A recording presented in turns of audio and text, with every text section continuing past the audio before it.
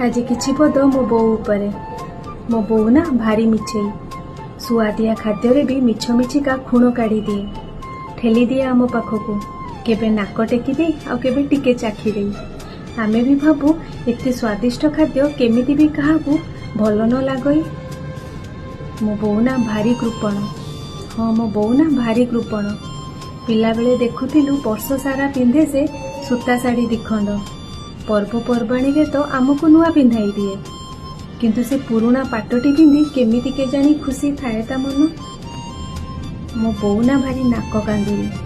कांदिबारे होई पारिबनी केही ता सरी। मो भाई जेबे पाइला चाकरी कि मु जेबे पढ़िली डाक्तरी, आमे समस्ते तो खुशी रे नाचुथिलु, किंतु जानी पारिलिनी काहेकि ता आखिरु झरुथिला लोतकर बारी। बोऊ जाने किछि तांत्रिक विद्या।